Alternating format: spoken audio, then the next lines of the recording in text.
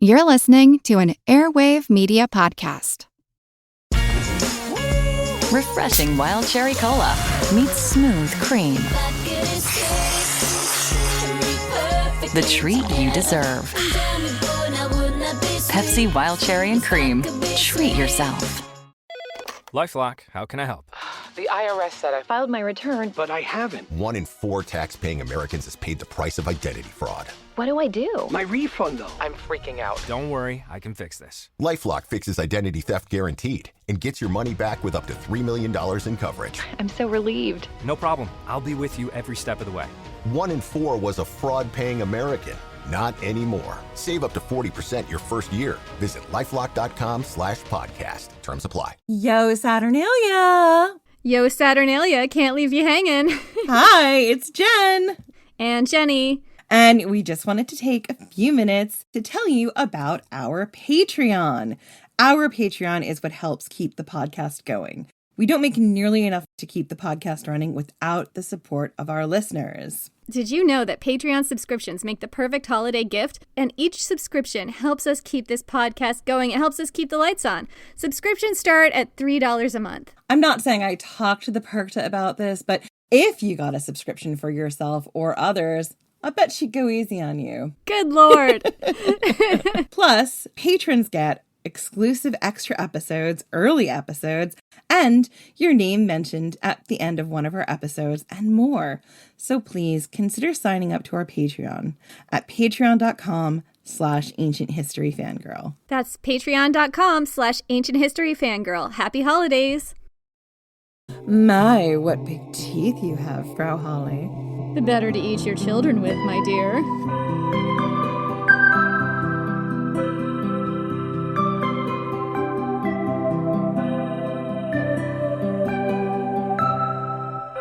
I'm Jen McMenemy. And I'm Jenny Williamson. And this is Ancient History Fangirl, the Yuletide edition, where I drink, maybe too many white rabbits and tell you something about the holiday season, usually something dark and creepy. And then I have to wheel her home in a wheelbarrow. You're welcome. So last year, we introduced you to the Perkta on our Krampus episode. And this year, I think we found one of the most metal and wild Yuletide goddesses yet, Frau Holle. She's so metal. She's so metal. It's a very metal Christmas. Let me explain to you. Human sacrifices, spindles and badges, plague, starvation, zombies, caves of offerings and bones, the Grimm's brothers, golden showers. Are any of these putting you in the Yuletide spirit? Well, they should be. Did you say spindles and badges? Yeah, and zombies. Golden showers? And the Brothers Grimm. This is gonna be nuts. Oh my gosh. Yup. We are about to share with you the story of Frau Holle, and this will be your introduction to a very Frau Holle Christmas. Spindles and badges, you guys. It's the reason for the season. Do not put a spindle in your badge. We're not advocating that. I mean, look, I'm not the boss of you. I'm not going to tell you what to put in your vag and what not to put in your vag. That's your business. That's not my business. It's not my decision to make. It's not our decision to make. We're just not advocating it. We're not liable for what you do or don't do on your own extracurricular time. Anyway, let's get back on track. We're already derailed and we're not even through page 1. Right. Frau Holle is the perfect goddess to cover this year because I love it when you're trashed and trying to keep us on track. That's my favorite. To be very clear, we recorded a bunch of other things before we started this episode, so I might be most of the way through my first white rabbit, which could be dangerous. But anyway, and white rabbits are a drink, not an actual rabbit. She feels the need to point that out every time. I do. Anyway, Frau Holle is a perfect goddess to cover this year because she fits right into our theme of ancient mysteries. Because she is kind of a mystery, a really spooky, fascinating Yuletide mystery, and I am here for it. We know some things about her, but a lot of her origins are open to discussion. And that's because she comes down to us through the migration period. Oh my God. Jen, this is my jam. This is my jam. I know. That's why I gave you this paragraph about it. So, before we get too into the story of Frau Holle, I'm just going to take us down a little side quest and talk about my absolute favorite topic ever. Ever. The migration period. It's a very Alaric Christmas. The migration period refers to the time frame around the fall of the Western Roman Empire. So the 300s to 568 AD, roughly, is referred to as the migration period in Europe. During this time, there was a lot of, you guessed it, moving around and migrating amongst particularly the Vandals, the Franks, the Goths, my people, the Goths, the Alemanni, the Alans, the Huns, the early Slavs. We got the Typhals in here. You left them out. The Pannonian Avars, the Magyars, the Bulgars. Good Lord. The Thracians. The Huns again, because somebody has to say the Huns. The Huns are in here. It's just so exciting to see them all here in this paragraph together. Together as friends, migrating around this area of the world. Friends and enemies, frenemies, depending, Anyway, so many of these people were displaced because of the Roman Empire and the Huns. These are people who had, in some points, been colonized and resettled as part of the Roman Empire, serving in their legions or as part of their foederati. This was a time of intense movement and upset and change, particularly amongst the people living in the Balkans, the Alps, Cisalpine Gaul, Germany, and Scandinavian countries. And what happened was, you guessed it, an intense amount of cultural exchange and cultural loss. Because of the rapid expansion of the Roman Empire, there was a lot of cultural change. The rapid expansion of the Roman Empire had happened prior to this by hundreds of years. So these were all people who had dealt with this prior to the migration period. And then the migration period, well, I have a rant. I'll go on the rant. Don't worry. She has a rant, but essentially, as the Roman Empire was expanding over, in the rapid expansion, as Jenny said, happened a couple hundred years earlier. But because of this rapid expansion, we're in the place we are now. I love how we're now drunk and talking about this. This is the best. It's my favorite thing to do drunk. It is. This is why we started the podcast. Literally. It literally is. So hang on. Because of this, let me get back onto it. So because of this rapid expansion, over time, people and beliefs were upended. And sometimes the old gods and old customs were forgotten, which had been happening for hundreds of years prior to this because Romans were invading Germanic and Celtic territory and everywhere else. Arminius would like a word about this, and so would Ariovistus. Those are both Germanic people who show up in our, basically, our series that we've done in the past. Hundreds of years prior to this happening, these were both people who encountered the Roman Empire. Go back and listen to our Julius Caesar episodes and our episodes on the ancient world Stark family, Alaric of the Visigoths. We've talked about this before. It's kind of back in our back catalog right now. I will say that, what Jen's saying is so true. Researching the book that I'm writing about Alaric of the Visigoths, which is is an occasionally true story, all right? Yeah, it's like The Great, the TV series, but in book form about Alaric and the migration period.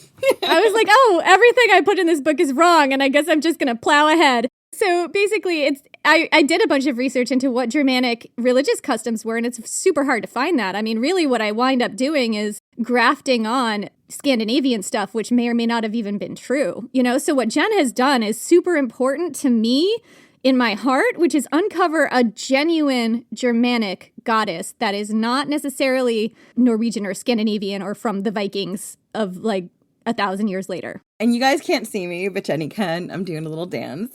If she just asked me to do this from the start when she was doing her research, she would have all the gods in the pantheon. Just leave it to the girl who wishes she was a mythographer or a folklorist. Anyway, during this period, there was a lot of cultural loss and cultural exchange. And the old gods and the old customs kind of were forgotten or lost, or they were folded into the new Roman customs. And as we've talked about many times in this podcast, the Romans had no problems with local people worshiping their own gods. They kind of used it as one of their pillars of colonization. They just sort of combined those gods with their own gods, either folding the original god into the Roman pantheon, think Artemis, Bendis, Diana, or Venus and Aphrodite, or allowing them to exist alongside the Roman religion, as long as the conquered people also paid lip service to the Roman gods. So we're all going to pause for a minute and let Jenny tell us about her one and only true love, Alaric of the Visigoths. Oh my gosh, do I get to do the rant? You get to do the rant. You've been trying to interrupt with this rant for so long, and I was like, but I carefully put it into this episode, Drunk Jenny. Calm down.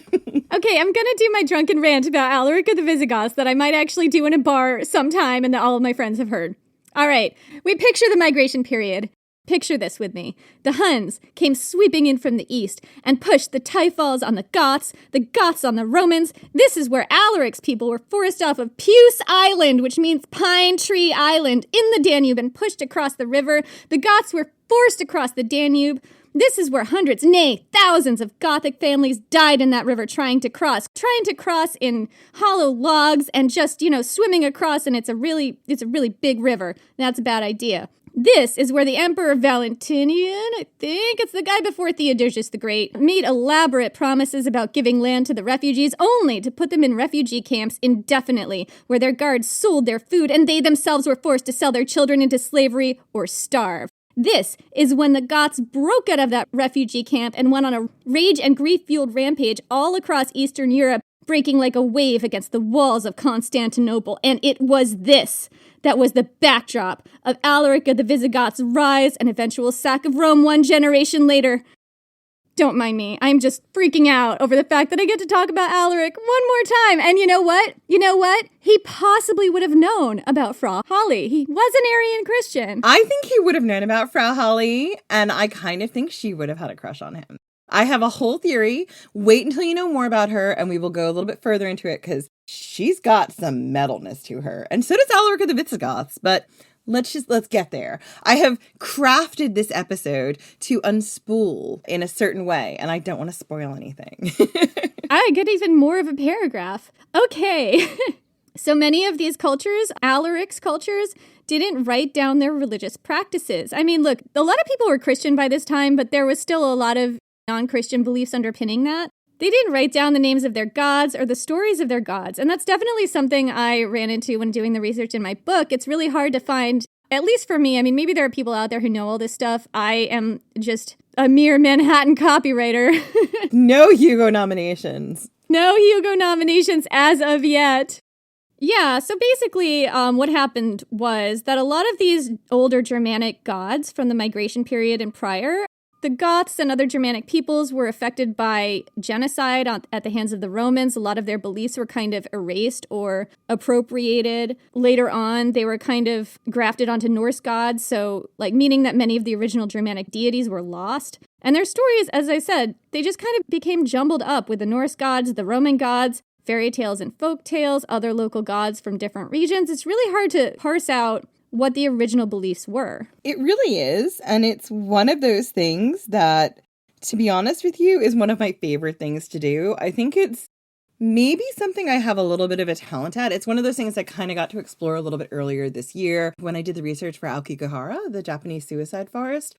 I really love the intersection of history and mythology and what they tell us about culture and what they tell us about the overlap of the two. So yeah. The stories are there if you know where to look for them, and I frequently do, weirdly enough. And Frau Holle's story is one of those stories that is hidden inside a modern folk fairy tale and traces its roots all the way back, maybe, to an original German Mater, or mother goddess. And her history is kind of wild, and I'm here for it. Alaric would know about this. I feel like I'm connecting to him right now. We're having coffee. My first date with Alaric of the Visigoths at a Starbucks. It wouldn't be a Starbucks. It would be some lovely place in the Alps, with hot cocoa, maybe ski lifts in the background of a beautiful mountain that's snow-capped. Good Lord. So Jenny, as I mentioned, I've structured this in a very specific way. Let's start with the not too distant past, which is surprising for our podcast, with two brothers who were traveling around Germany collecting fairy tales. You may have heard of them, Jacob and Wilhelm Grimm. They were chroniclers of folk tales and fairy tales, particularly German fairy tales. I always remembered their fairy tales growing up as the scary ones. They gave you all the gory details, and sometimes there weren't happily ever afters. The story of the juniper tree still remains with me to this day, and it's kind of a psychic scar for me. It's a real dark one.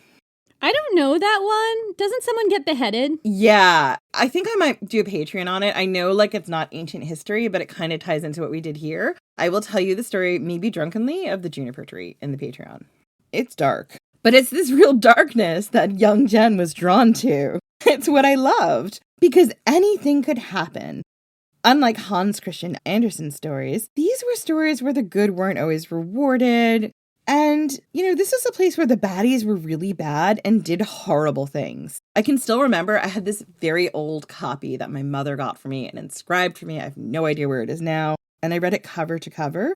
And it wasn't illustrated. My Hans Christian Andersen one was illustrated. But the stories just drew me in. And I was a really slow reader. And it took me a long time to learn to read. So the idea that I read this entire huge, thick book, that's how captivated I was. So, Jacob and Wilhelm Grimm wanted to put together a definitive collection of fairy tales from around Germany. They were, on the Alaric of the Visigoths beat. They wanted to go way, way back. And while they traveled collecting these tales, the story says that they met Henriette Dorothea Wilde. In 1812, Henriette introduced the brothers to the story of Frau Holle. And it's safe to say she was a good storyteller because Wilhelm would go on to marry her in 1825. And Jen did a little bit of a deep dive into the Brothers Grimm and was astonished. I'm speaking for you right now. You were astonished by what she found out. Yeah, so I really was astonished. I hadn't done too much of a look at them as chroniclers or mythographers or folklorists. But, I grew up a relatively sheltered American, and I kind of only knew about the Brothers Grimms as guys who wrote down fairy tales. Yeah, but in Germany, they're known for a lot more than just the fairy tales. Jacob Grimm was a librarian, linguist, politician, and author. Together with his brother, they collected not just the fairy tales of Germany, but also the epic poems and mythology. Jacob Grimm was fascinated by language and how language worked. He put forward a case that Frau Holle might actually have once been an ancient goddess. In his research, he found that the Frau Holle figure might actually once have been a mother goddess, a sky goddess, and just in general an all-powerful badass goddess. But through the ages, she had become sort of pushed aside. Part of it had to do with when the Norse pantheon and stories arrived in Germany, and the other part had to do with her stories being lost. She became conflated with Frigg. Frigg is the wife of Odin in Norse mythology, right? Am I remembering that right? Yes, correct. And she went from being an all-powerful goddess to a witch, then to a creature known of only in fairy tales and folk tales. In short, she was stripped of her power and her place in mythology as the Norse gods, and eventually the Christian religion became worshipped across Germany, Scandinavia, Austria, and other parts of Europe. Yeah, but she didn't disappear. Not really. She was always hiding inside these other religions and folk stories. And there are so many stories about Frau Holle. She's incredibly famous in Germany and Austria. If you go onto YouTube looking for a documentary about her, which I did, I like a good documentary to start things off when I'm doing my research. Isn't that how we describe ourselves in our original bios? Is like we're just a couple of randos who watch a lot of documentaries. That's our qualification for having this podcast. Not untrue. But one humble Manhattan copywriter, no Hugo Awards. And a BA in writing. However, if you go onto YouTube looking for a documentary about Frau Holle, you find a collection of fairy tales in German telling the most popular story of Frau Holle.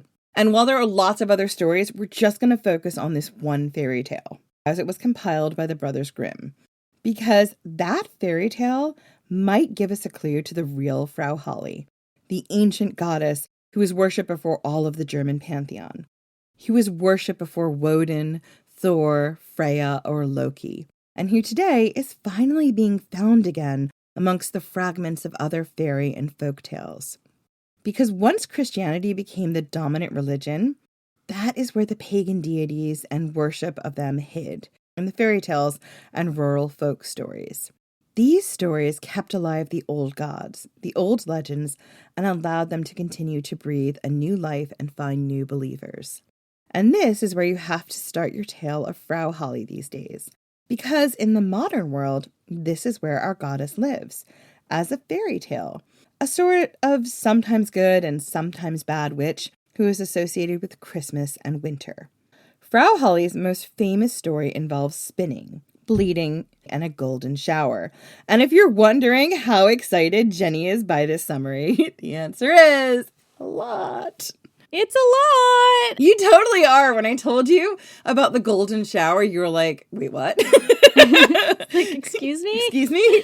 Wait, Excuse me, why? what? Why is this in a fairy tale? It's not that kind of a golden shower. Well, Mithras did make you drink the emperor's pee, so this, I see the connection here between Christmas and pee drinking and golden showers. You're not wrong. Also, I'm the one who brought us the Mithras episode. This is like our second pee-centric episode about the holidays. There actually isn't any pee in this, but there is something else that's worse. Anyway.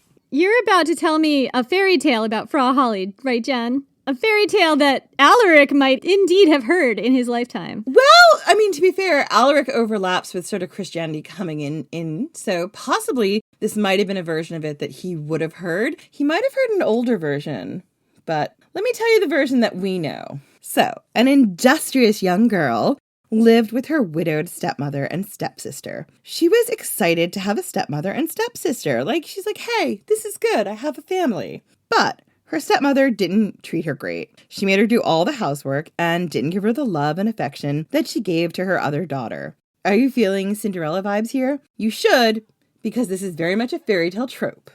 Oh, I absolutely am feeling Cinderella vibes. So one day, the girl was sitting by a well and pricked her finger on her spindle, which is now giving me Sleeping Beauty vibes. She accidentally dropped the spindle into the well. She was scared that her stepmother would punish her for losing the spindle, so she jumped into the well. I mean, how awful must her stepmother have been to this poor kid to make her think jumping into a well was the right move here? I feel bad for the kid. Right? Can you imagine, I've lost a spindle. It's better that I jump into a well that I may not be able to get out of to find said spindle than confess to my stepmother that I've lost a spindle. So anyway, this terrified girl jumps into a well and she finds herself not dead or injured, but passing through the water and emerging into another world. And this actually is giving me really ancient Celtic and British vibes because there is sort of an Iron Age British and Celtic religion that we don't know that much about that has to do with water as a liminal space. I mean, there's a lot of tossing of broken swords and artifacts and even putting bodies into bodies of water as a way to offer them to the gods who were seen as being in this other world that you could get to via water. And you should be getting those vibes. You should be, because there's something in this fairy tale that's going back further and further to the Celtic and Germanic influences, which definitely would have crossed in this area. Yeah. So anyway, in this story, the girl passes through water and emerges into another world. In this world, she smells fresh baking bread and passes an oven.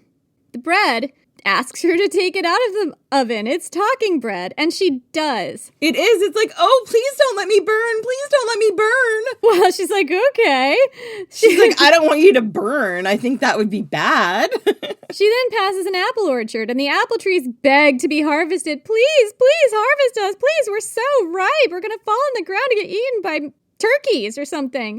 And the girl is like, talking apples need my help. Okay, let's get my harvest on. Why'd I say it like that? I don't know. I did write it like that. Nobody asked you to say it like that, though. I think the whiskey asked me to say it like that. Guys, this might be a Yule level drunk. I'm sorry. But I'm also not. Anyway, so this girl, she's a stranger in a strange land. She's going to do what the talking foodstuffs ask her to do. Maybe this is just how the world works, right? So she harvests all the apples. She puts them into a neat pile. She moves on with her life. Finally, she comes upon the cabin of an old woman with very big teeth. Not sure why the big teeth are such a detail here, but they are, okay? And we have a theory about that, which we'll get to later. So the old woman tells the girl not to be afraid, but to come in, have some bread. I don't know, was the bread crying about being eaten? Different bread. Different bread, not the talking bread, possibly. And, hang out and do chores for me. If you work hard, I'll reward you. And the girl is like, okay, that sounds like a plan. I'm in a strange world. This lady's being nice to me. All she wants is my free child labor. I'm good with that. This is kind of proto-capitalist, though, too. You're not wrong. So the girl stays and does her free child labor. Her most important task is to shake out the woman's feather bed, because that makes it snow across all the world. That's what the woman tells her, and she's like, okay, that seems like I have to do that right. Not just the world that she's in, but the world above, right? The world above and everywhere. And the girl does a great job. But after a while, she gets homesick. And the old woman is like, okay, you're a hard worker and I appreciate you, so I'll let you go home. And she sends the girl back to her world. She returns the girl's lost spindle because, thank goodness, we were all wondering what happened to it and how she could face her stepmother, who she's been away from for quite some time without this spindle. It's the spindle that the stepmother would be really concerned about, clearly. Clearly. The old woman escorts the girl through her gate, and as the girl crosses the gate to her home, a shower of gold falls upon her. Yes, Jenny, it's a golden shower. An actual shower of gold, not Zeus, not we. Not the Emperor's pee. Not the Emperor's pee. I'm so disappointed. Look, we all know what the real treasure is here, Jen. The friends we met along the way? No, the Emperor's pee. To each their own. It's psychedelic. Anyway, this literal gold that the girl is given in a form of a shower is her reward for all of her hard work. The girl's stepmother was like, hey, where have you been and why have you been showered in gold? And so the girl tells her this wild story. And the stepmother believes it because, the girl came home with the golden shower, as one does. So the stepmother begins to form a plan. She's like, I have another daughter. I want my other daughter to also get a golden shower. Make of that what you will, people. I'm going to encourage her to go to that well and visit this woman from another world. But the stepsister isn't as hard of a worker as the other girl here. She's lazy. She's a slacker. Instead of losing her spindle, she pricks her finger and throws the spindle into the well deliberately on purpose, and then jumps right in after it. She also finds herself in the other world, but she fails to do the chores that she's assigned. She doesn't help the poor burning bread. She leaves the apples to rot in the orchard despite their increasingly strident pleas. And when she meets the old woman, she does a real half-assed job shaking out that bed, let me tell you what. The girl decides she wants to go home, thinking she'll be getting a golden shower upon her return because it's like physics, right? This is what happens. But the old woman does not give her a golden shower. I'm so happy I gave you this paragraph. She doesn't get a golden shower. Instead, she gets a shower of pitch as a reward for her quote-unquote hard work. She tells her that a shower of pitch is all she's earned. Ouch! Burning pitch would, singe your skin off, so that would be unfun. Yeah. And again, the moral of the story is work hard, be rewarded. Don't work hard, get punished. And again, that's super capitalist. Oh, yeah. And it's also like a message to girls and women, work hard at domestic duties for which you're not paid, and then eventually you will get paid capriciously via golden shower, theoretically. Who knows what kind of golden shower? Just accept what you get, kids. I have seen an alternate version where the girls get their showers, where the girls get their two different showers. But also every time the good sister speaks, a diamond falls from her lips. And every time the lazy sister speaks, a toad falls from her lips. And I'm like, one of them is going to have so many diamonds, they'll have literally no value. And the other one is just going to be like, I got toads. So many toads. Who needs a toad? I hope they're psychedelic toads, because she could have a whole other business. Listen, if you need to lick a toad, you know where to go. To this girl. So yeah, Holly, Frau Holle, aka the old woman, rewards those who are hard workers. And as I mentioned earlier, the moral is really simple. Work hard and you'll be rewarded. It's very German. Be industrious and you'll get a reward. It's also very much a fairy tale trope, weirdly capitalist, weirdly about sort of morals and virtue and somewhat Christian. Specifically targeted towards women, so kind of upholding the patriarchy here because women's unpaid labor upholds capitalism. True, but think about the people who would have heard this. It wouldn't just be women, it would also be boys. There are also tropes in fairy tales that are geared towards boys about being industrious workers, about boys who aren't, who are slackers essentially, or who are off gathering wool. They don't get rewarded in the same way. There's another whole section of fairy tales where boys kind of also get comeuppance for not being industrious. Boys also get to have more adventures than girls do. Fairy tales are my jam. I could go on and about all the tropes, but I'm not going to. I'm just going to say that this particular motif is repeated again and again, particularly in German fairy tales. Now, what you're probably asking yourselves is, how does this fairy tale tie into our goddess, Holly? And this is actually the right question, because this folktale shows us what happened to Frau Holle with the advent of Christianity. She was pushed into the margins, remembered only as a cautionary folk creature. But her story goes back a lot farther, and it's a lot grimmer. Come on, Grimm Brothers. It takes a real dark turn, you guys.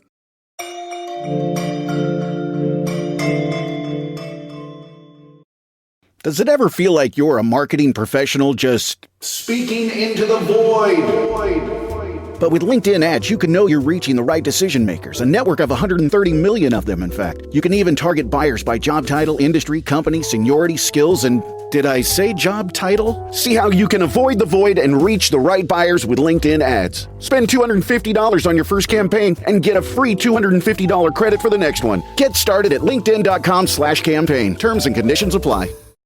This episode is brought to you by Cologuard. Do you know what's really scary? Not screening for colon cancer when you turn 45. The Cologuard test is non-invasive, requires no special prep or time off work, and ships right to your door. In just 3 simple steps, Cologuard takes the scare out of colon cancer screening. If you're 45 or older and at average risk, ask your healthcare provider about the Cologuard test. Cologuard is available by prescription only. Learn more or request a prescription today at Cologuard.com/screen. An all-new season of The Secret Lives of Mormon Wives is now streaming on Hulu and Hulu on Disney+. Mom Talk has just been blowing up. Whitney and Jen are on Dancing with the Stars. Taylor is a bachelorette. Saying that out loud is crazy. Like, that is huge. But all of the cool opportunities could pull us apart. It's causing issues in everyone's marriage. My whole world is falling apart right now. It's chaos. Watch the Hulu original series, The Secret Lives of Mormon Wives, now streaming on Hulu and Hulu on Disney Plus for bundle subscribers. Terms apply.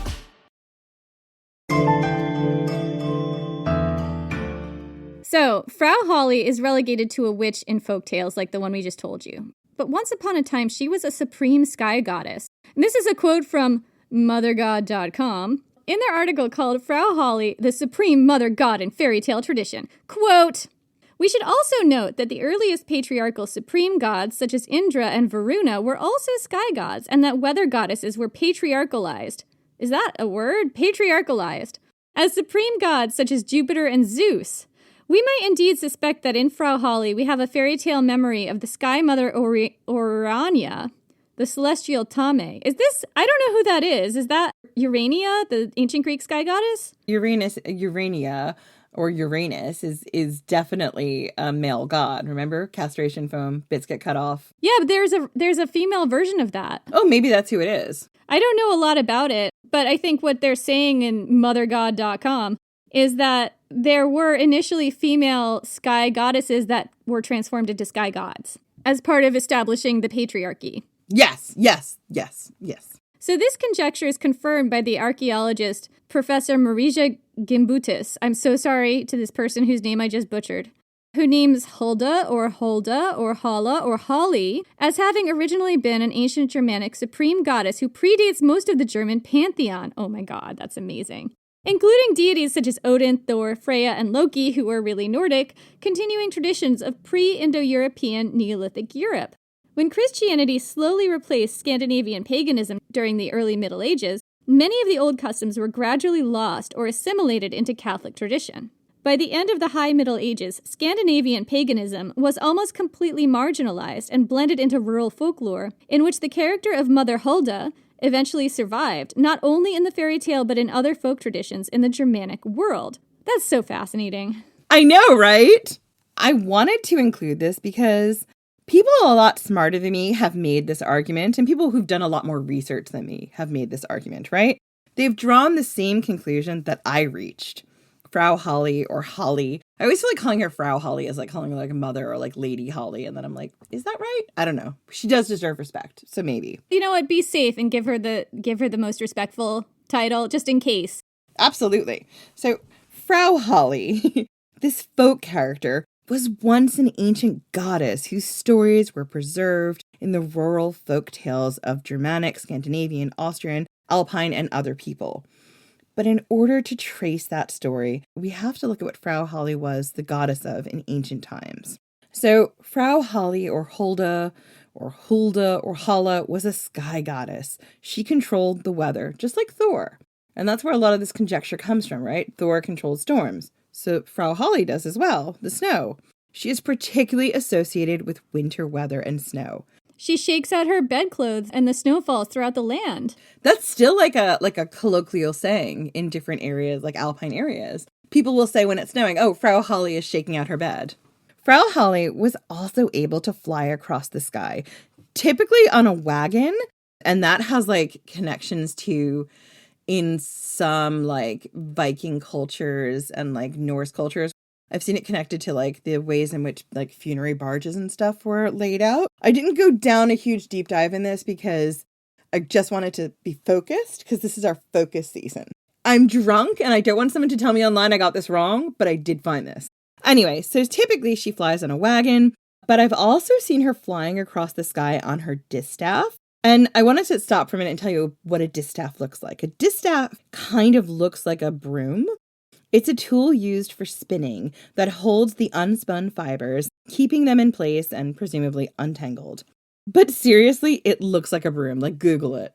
Like, distaffs were also carried by Dionysus and his maenads. These were made of fennel stalks with a pine cone on top and ribbons. I'm just bringing this up because this witch sort of imagery, this women with power and agency carrying distaffs, seems to have a common root that is back way deep in the ancient worship. Frau Holle could make it snow across the land, as we've said, by shaking out her feather mattress. She could bring warmth and sunshine to the fields or a good harvest simply by flying over it at the right time of year. I might be like, possibly drunkenly ranting nonsensically. Nonsensically about something, but I feel like there's something to be unpacked here about women being shown flying on distaffs or brooms. Like, these are implements of women's subjugation. Like, they're implements of housework that are traditionally tied to women as women's work, and here the woman is subverting that by using it as an instrument of freedom.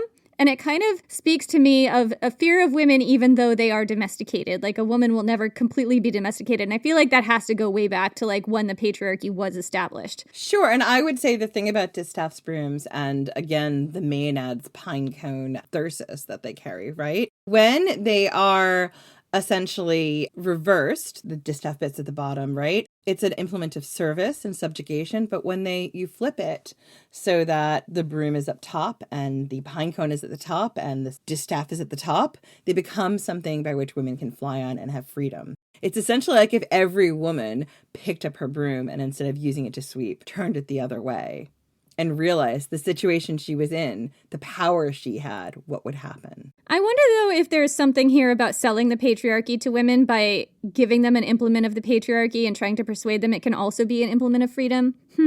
Potentially. I mean, I know that the maenads carried around their dick sticks, and those maenads could not be tamed. So I do wonder if there is something here with these other distaffs when they are being held and used essentially as staffs or instruments for flying that is about freedom that they don't have normally in their life. So, Frau Holle is sometimes considered to be the same goddess as Perchta, in that she is a goddess of two forms, although it has been said that Frau Holle might be a triple-formed goddess.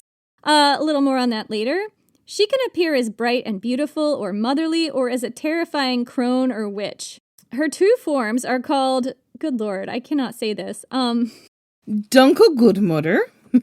Ooh, good job. Grubmother. Dark grandmother is what that means. And Dunkel Grubmother and Weiße Frau. The white lady. Wow, you speak German. No, I can do some things. So, like the Perchta, she cares a lot about how industrious you are. She judges you, ladies, all the time for your output, particularly how much spinning you get done. But I would say that Frau Holle and Perchta might seem similar, but they're actually quite different. I did see some places saying that they're the same goddess, but when I was doing my research last year, I didn't find nearly the same stories about Perchta as I found about Holle. So I think they might have like kind of the same role in Yule festivals, but in other areas of their mythology, they are vastly different. Yeah, so in mythology, Holle is the original wife of Woden, or Odin. I think Woden is like the original Germanic name for this god, and she's the one who commands the wild hunt. She drives the dark spirits, demons, and monsters out onto the winter winds and leads them on their chase across the skies. She's the one who commands this host, not Woden. She's the one with the power, and she knows how to wield it. Frau Holle is the goddess who receives all the babies who die in infancy. Later, when Christianity begins to appear in folk and fairy tales, Frau Holle receives all the babies who die before they are baptized. Gotta make that distinction. But the original stories say that she is the one who watches over all the babies who die as infants or sometimes small children. She's a goddess of children. In particular, she looks after them in the cold winter months. She's a domestic goddess, much like Perchta. She is all about that spinning. She rewards those who finish all their spinning before Mother's Night or the start of the 12 days of Yule. Holly's Night was allegedly December 25th, although I've also seen her associated with Mother's Night, which in some sources was December 21st. It's a little wonky here, or at least what I found in English is a little contradictory. I read that this is because there was a belief that during the 12 days of Yule, all spinning and housework was supposed to stop. This was supposed to be a time outside the spinning of the wheel, or a time when the great cosmic wheel, if you will, stopped spinning. This was the time of year when the veil between the worlds was thin, and when the world literally stopped spinning, everything was supposed to pause, to take a breath and recalibrate, reflect on the work that was done in the previous year, rest, relax, and feast. Although, let's be honest, as someone who's cooked many a Christmas dinner, someone had to do all the cooking and cleaning involved in that feasting. I mean, I'm just saying. Yeah, but you're supposed to just do it invisibly and not complain about it. Invisibly, exactly. You're not laboring at all. And you know, in modern parlance, at least here in the UK, some businesses still close between Christmas and New Year, and they call that sort of Twixmas, which is the period between Christmas and New Year where, like, essentially everything kind of stops and you have an extended holiday. I never experienced that until I moved over here. And it is one of those things that weirdly I have come to really love. It's this time where everything kind of slows down. You get to kind of remember what it was like when you were a kid in between, you know, having to rush from one thing to another. And time kind of does feel real liminal. The first time you experience it, it's very weird and very, very much a throwback feeling. I remember constantly saying, like, what do you mean you're not open? What do you mean you're not open? Do you want me to come in? No, we're not open. Anyway, women were supposed to have all their spinning done before Mother's Night, and they weren't allowed to spin during the entirety of Yule. And we talked about this in the Krampus episode. The consequences for not getting your work done were dire. Perchta, the belly slitter, would sneak into your home and slit open your belly. And Holly does something similar. She sneaks into your home and beats you with stinging nettles. Holly also punishes naughty children.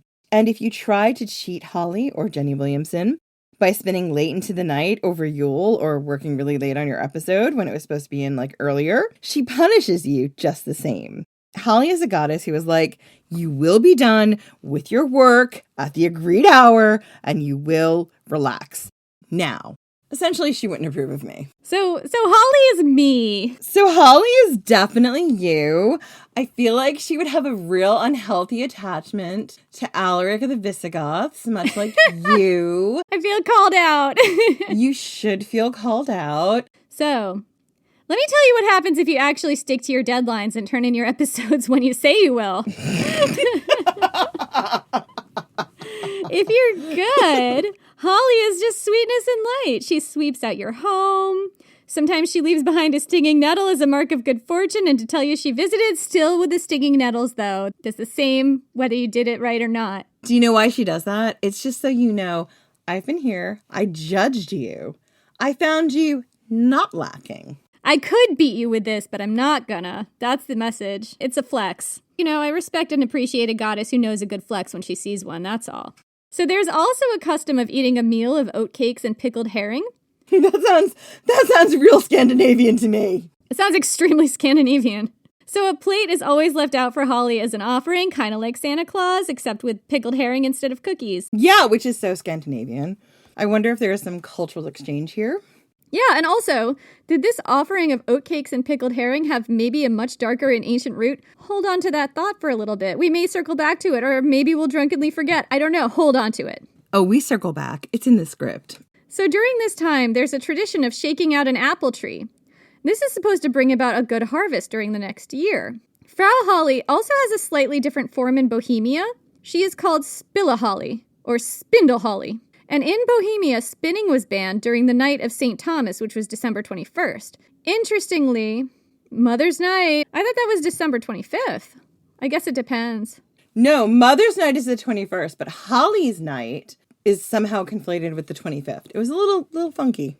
Anyway, the Night of St. Thomas ties into the more ancient Mother's Night, which also is, according to the sources Jen found, on the 21st of December. And also, the 21st of December is the winter solstice. Coincidence? I think not. Put that in your pipe and smoke it, kids. Exactly. Coincidence? Is this when the wild hunt is going? Is this when it's all going down?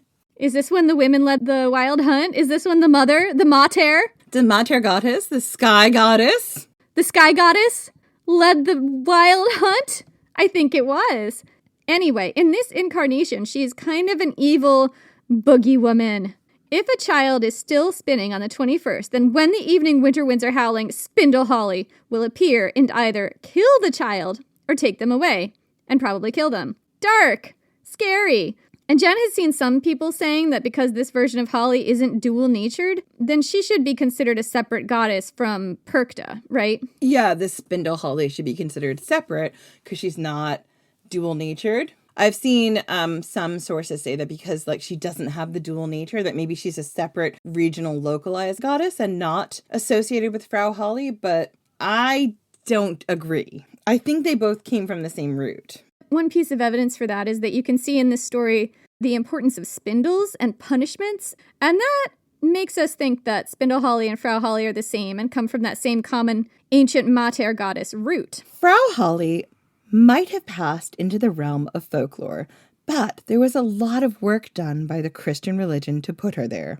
because Frau Holle was the bane of the early Catholic Church. She was very much associated with witchcraft and witches. Because of her flying across the sky, her ability to control the weather, her supreme mother goddess roots made her a figure that terrified the church. She was a goddess that women worshipped, who looked out for women and children. She was a goddess of the sky and also liminal spaces like ponds, lakes, and rivers. She was also a goddess of fertility.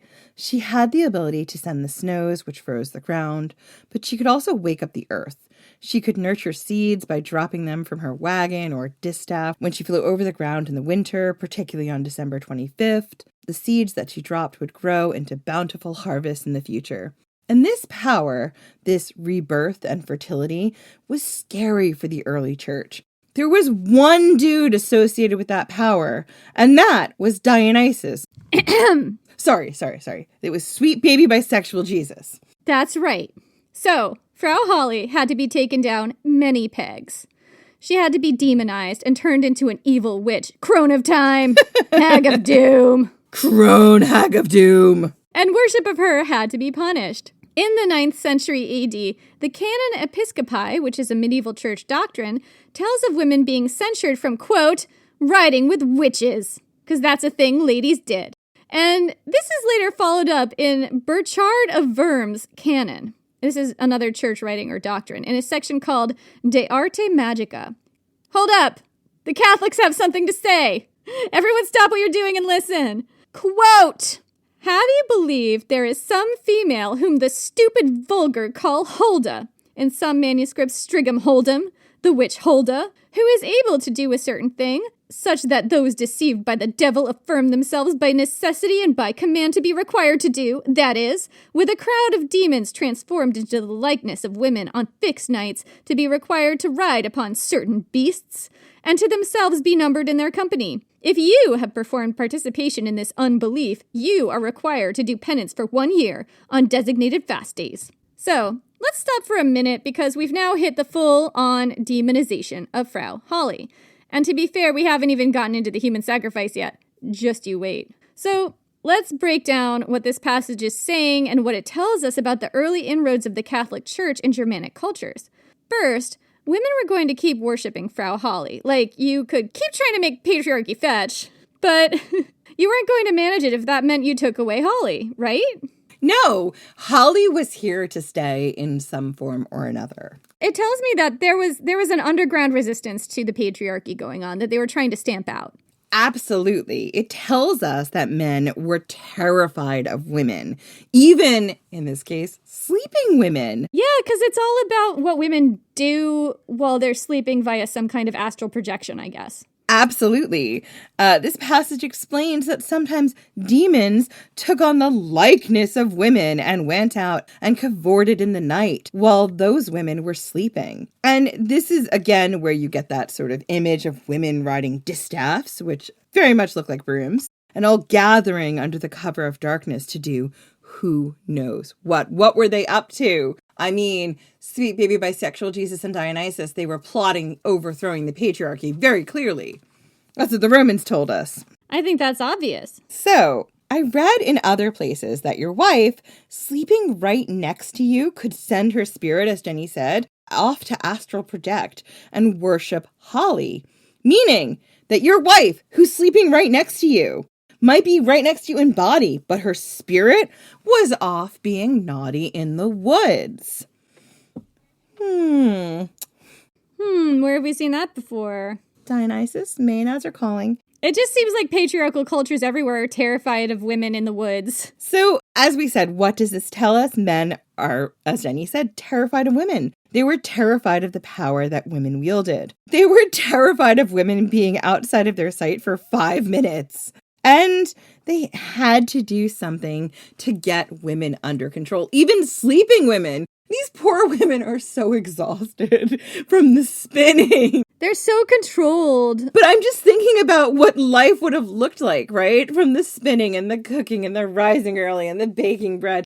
You have to finish it all before December 12th or something. Like, it's before December 21st when it's Mother's Night. Everyone else is feasting, but somebody has to cook. Who's cooking? It's you, most likely. These are all just tools of the patriarchy to keep women out of the woods and down and imprisoned. In the home, hearth, and family, go back and listen to our Gender Rebels series. Which, again, has to do with these cultures meeting, right? Because, like, we know in Celtic and Germanic cultures, there were martial women. There were women who were rulers and who were warriors. This is a big shift in where women's places were and what those places looked like. Because also women who did stay at home had a real job in ruling because the men were off at war. This is very much shifting to women only being in the house. So enter the church and the degradation of Frau Holle.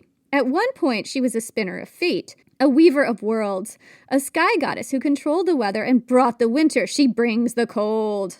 I can't really say it in a Jon Snow voice because I just don't have a deep enough voice. She brings the cold. There you go. Good job, Jon Snow. Anyway, so yeah. But now the church has turned her into a witch. Women who worshipped her, even worshipped her in their sleep, according to their husbands, that's what ladies do, had to do a penance. Outright worship of Holly hadn't been stamped out yet, but it was slowly starting to happen, and men were just terrified that women were getting out from under their thumb for 5 minutes to worship a goddess that they did not have permission to worship. By turning her from a goddess whose worship was sacred to the crops, the weather, and in general life, into a witch who was worshipped in secret by women outside of their husband's permission, the church was able to manipulate her image and take control over her worshippers through penance and shame. Shame! Shame! Shame! Shame! Martin Luther, in fact, used the imagery of Frau Holle to personify the shortfalls of the church during the Reformation, incidentally. We also suspect he was using the worship of Frau Holle and the idea of paying penance for doing so as a way to really show the corruption of the church, because this idea of paying penance for worshipping Frau Holle feels very two-faced and very much in line with the kind of reform that Martin Luther was calling for. But there were actually good reasons to fear Frau Holle.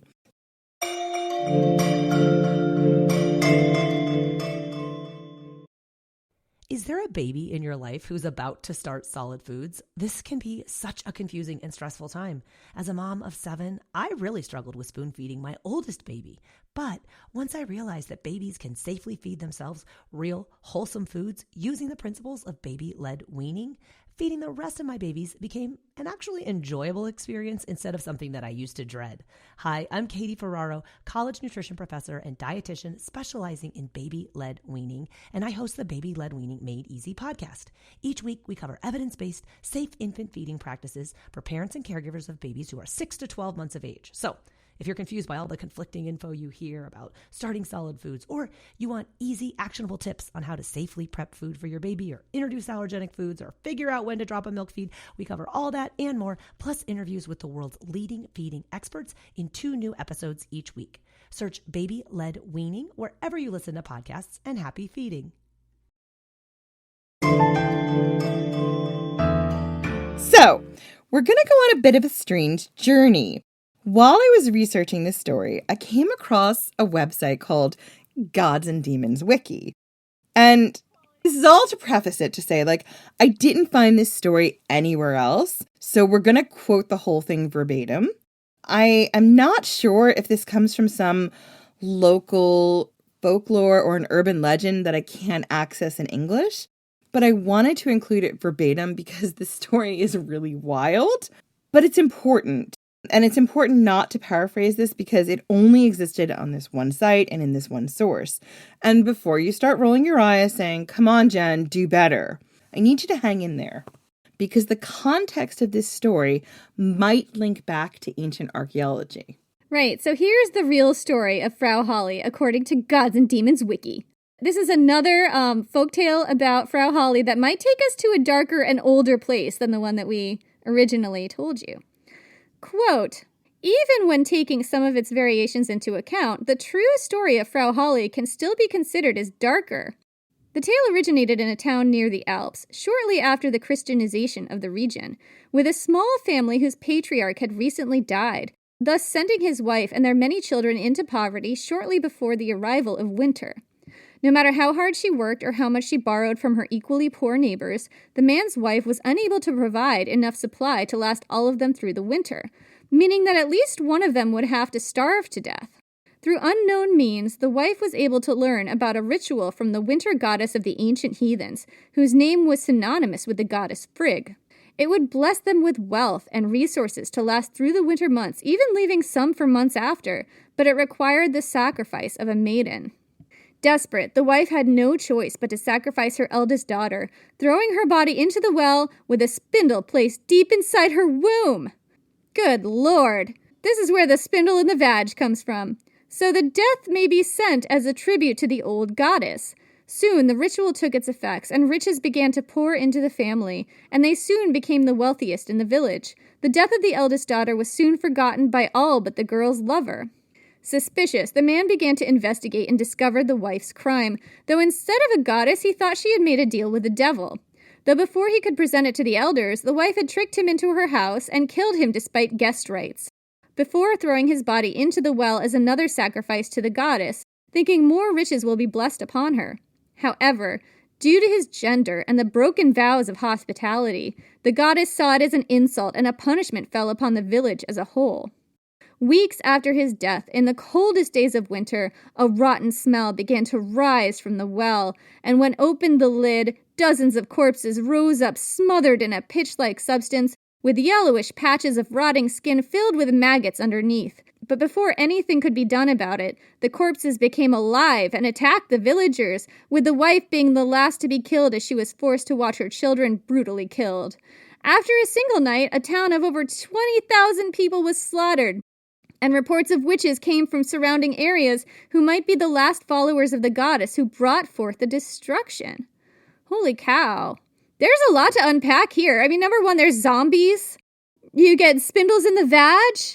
I feel like there's some Cahokia vibes with the sacrificing of a girl, a daughter from the family to increase the status of the family as a whole, although obviously there can't be any cultural exchange between this culture and Cahokia, but it's real interesting that there is that pattern, right? Yeah. So why did I include this very long story and make Jenny read it? Because you love me and you know that that's my jam. Because I know that this is literally the only Christmas present I'm giving her. No, that's a lie. Look, all I need is a spindle in my vag and some zombies. That's all. I don't need a lot, Jen. I'm a simple creature with simple needs. And some severed heads.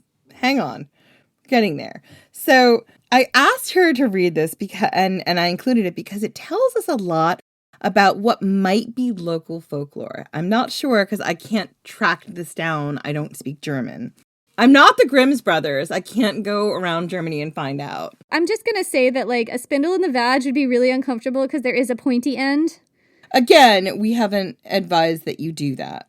Safety first, if that's what you do. So again, we included this because I couldn't find it anywhere else and I wanted to include it verbatim because it's a very dark take on the Frau Holle story. We see human sacrifice, a virgin girl being killed by her mother, then, as Jenny said, having a spindle shoved up her womb and thrown into a well. As you do. As you do. What happens afterwards? Well, for a time, there's prosperity and things are going really well. Everyone sort of forgets about this dead girl, except for her lover. And he is like, are we all just going to ignore the girl who disappeared off the face of the earth? We're just going to pretend my girlfriend never existed? Never existed. Yeah. He starts investigating and his suspicion leads to his eventual murder. And that chain of events leads us to dead bodies floating up from a well, potential plague, zombies, and all this women's children being killed before her eyes and a town wiped out. So I wanted to include this because to me, this story kind of feels like a bridge between the Grimm's fairy tale of Frau Holle. This is a holiday episode. Merry Christmas, Happy Yule. Happy holidays! So I wanted to include this in our holiday episode because it feels like a bridge between that Grimm's fairy tale of Frau Holle and potentially maybe some ancient pagan worship of this goddess, this all-powerful goddess. Because Frau Holle, she can help you, but she demands some kind of tribute. One maybe people were willing to pay in dark times. The girl's lover in this story, to me, feels very much like a symbol of the church. He's here to point out how wrong it is to sacrifice this girl and how wrong it is that no one notices or cares as long as they have a good harvest, I guess. His murder and the eventual wrath of God, or wrath of goddess from Frau Holle, that comes down upon the village shows how ancient pagan rites and worship led to maybe evil things. How the girl's greedy mother covers up her crimes pretty much leads to her downfall because she breaks those ancient guest rites. Like the law of Xenia, right? Yeah, essentially she's broken these very ancient, we know Xenia from the Greco-Roman stuff, but there apparently seems to be something Celtic Germanic here as well. She's broken an ancient rite, and that is potentially what makes Frau Holle angrier than anything else.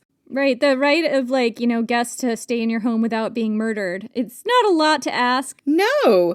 To me, this story is a really interesting blend of ancient culture butting up against modern Christian culture. And when I saw this, I just couldn't look away. I was really like, I need to figure out if I can substantiate any of this story. I literally texted Jenny super late at night because I work very late at night sometimes. And I was like, this story is wild. I want to include it. I don't know if I can make it make sense. And she's like, just include it anyway.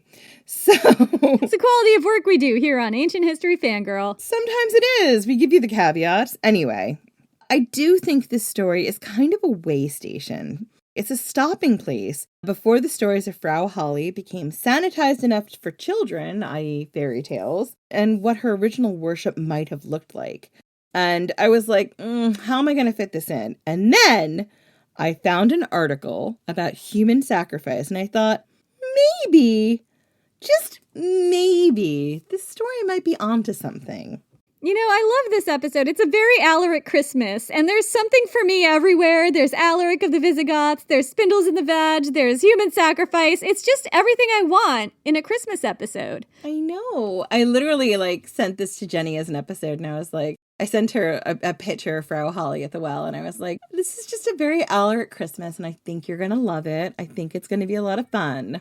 Anyway, in the article, Ritual Cannibalism in Europe, a female goddess of death might hide in German fairy tales by C. Voigtman. This is the best. This is the best Christmas episode we've ever done. It's the reason for the season, you guys. Human sacrifice and death goddesses. We find evidence of human sacrifice connected to the worship of Frau Holle. The article discusses Kyffhauser Mountain. I probably am mispronouncing that, but I'm just going to say it like that. This is a mountain range in Germany with a lot of legends attached to it. It's said to be the resting place of Barbarossa, an emperor who was killed on a crusade. According to the Brothers Grimm, one day he'll wake up, hang his shield on a barren tree, which will then burst into flower, and a better time will come. Sounds really familiar, right? I mean, I'm getting some vibes here, like maybe a little bit of a white Christian savior vibe, maybe a King Arthur vibe. Yeah, I've also seen like Wagner's and the Hall of the Mountain King vibe here as well. And I just feel like, yeah, no, I get what you're putting down. But what if I was to tell you, Jen, that, the most important legend about this mountain that we're concerned with right now might have nothing to do with an emperor and more to do with a blood-hungry ancient fertility goddess. Have I got your attention now? Always. Always. On the steep, snowy western slope of the mountain, there's a secret. There are a series of interconnected crevices and caves that run upwards up the mountain and lead to a 15-meter-high empty cleft. It's now secured by an iron grate to prevent people from falling in or entering the site, but this wasn't the case in the 1950s when something remarkable was found. In the 1950s, it was discovered that the cave was filled to the brim with offerings. And these offerings were from across a long period of history. These offerings made it easy to see that this cave and mountain were probably a super cult site at one point in time. And this is a quote again from the earlier article we mentioned. Quote, "The most remarkable finds date, however, mainly from the Bronze Age and early Iron Age, between 1200 and 1000 BC. In addition to pottery and stone tools, remains of roasted grain, birch bark boxes, and spinning whorls. Numerous human bones with traces of cuts and burns were found, the contextualization of which suggests that the youthful victims fell prey to ritual cannibalism. Approximately 15,000 human skeleton parts from at least 130 mostly juvenile victims who had been violently killed by bronze axes or blunt tools, such as stone clubs or similar, were found. The bones were shattered, burnt, and showed traces of cuts, which indicate a post-mortem fragmentation. Based on these findings, this cave was not a normal burial site. These people were victims of ritual cannibalism. We know this because there are other sites that show us what normal burials look like in this area, and they did not look like this.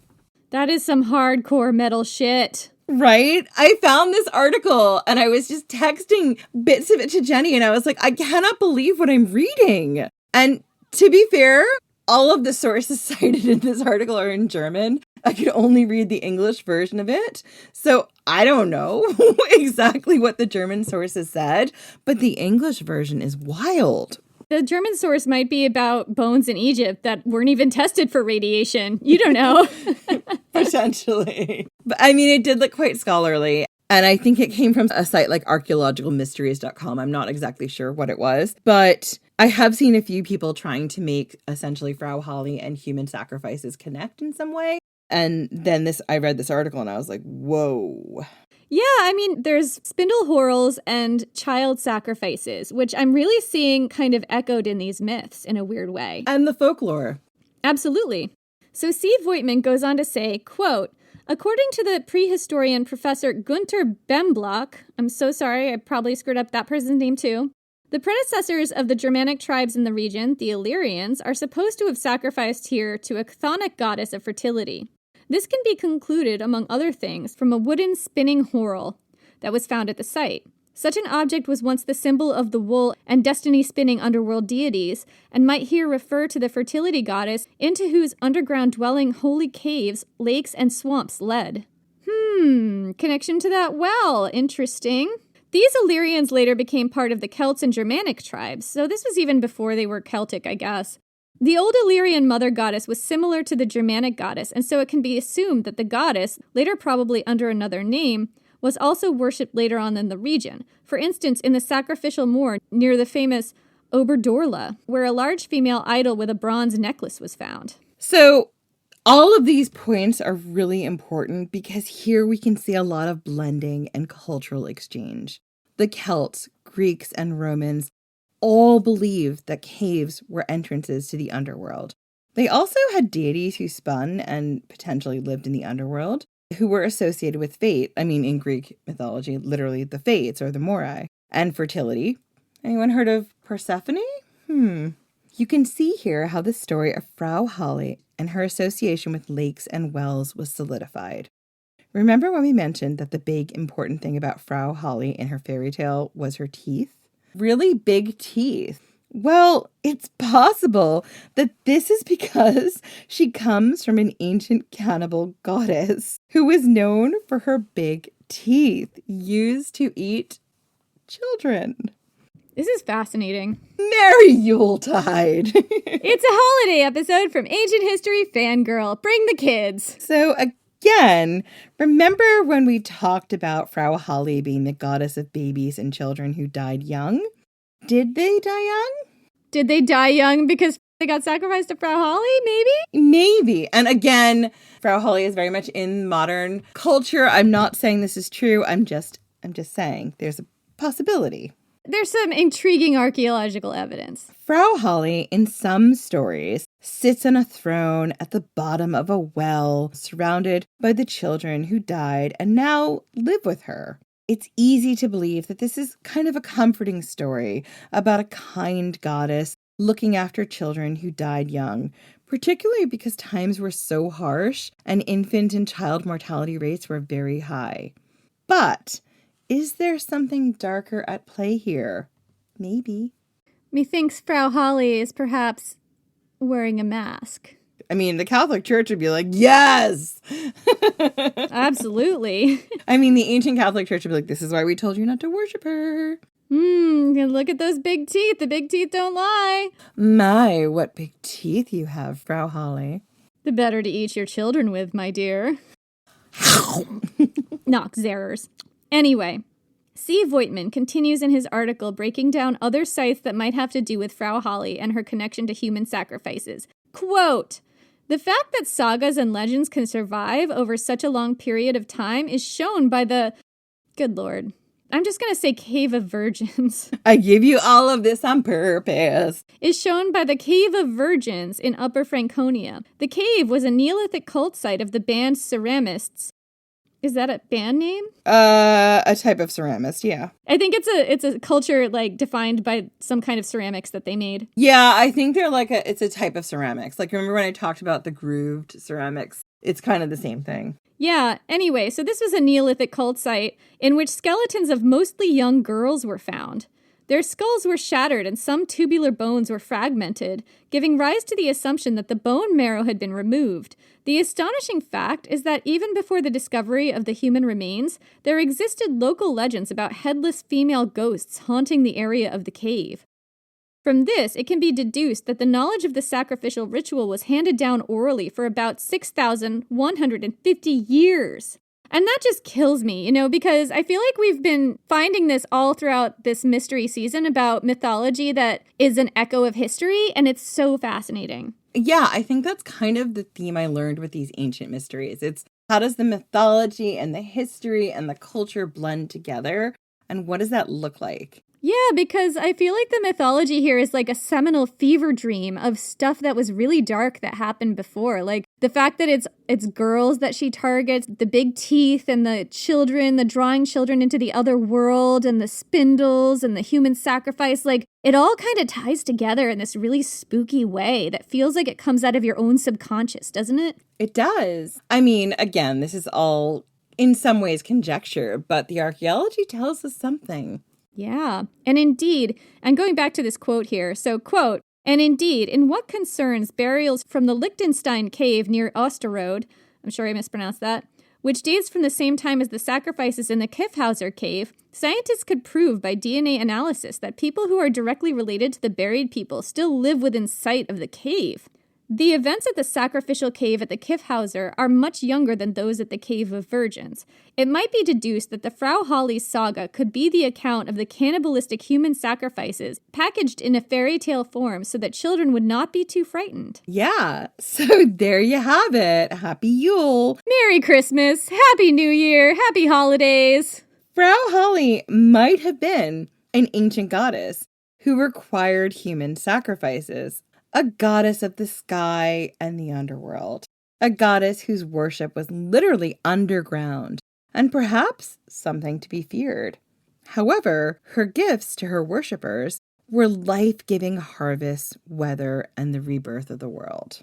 Frau Holle is still very much celebrated in modern times. So today, Frau Holle is a prominent figure in some Wiccan and pagan worship. Her name is used all over the place in Germanic countries as a tribute to her folklore. She's a part of Yule celebrations, and you can visit her bewitching pond with a giant statue to her on the Fairy Tale Trail in Germany. The stories say that Frau Holle's castle is at the bottom of this pond. It's a little bit of a callback to the most ancient times. You can hike to Frau Hollestein on the Hagberg Ridge in Lower Franconia, which is a depression in the rocks that's supposed to be where Frau Holle rested her basket and helped those in need. Look how nice the giant-toothed cannibal goddess is.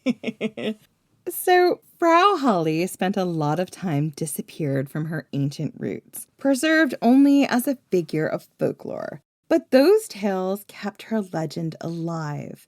They kept her alive, worshipped and celebrated in a new way, waiting for a time when her story could be told again, a time when she could be a goddess in her own right again. So that's it for this week. Merry Christmas. Happy holidays. Happy Yule. Happy Yule. Yo, Saturnalia. Yo, Saturnalia. Praise Saturn. Join us next week for our final mystery of the season, because we're in fact not done. We have one more. One more to go. Before we let you guys out of our grip. And it's a really good one. It's a culmination of so many things. Find us on social at Ancient His Fan on Twitter and Ancient History Fangirl on Facebook and Instagram. Do we have any Patreon members to thank, Jen? No, you got them all in the other episode. No Patreon members to thank, but if you want to support us on Patreon, go to patreon.com/ancienthistoryfangirl. We vastly appreciate your support. That's how we keep the lights on over here. Thank you. Thank you, and we will see you next week. Happy holidays.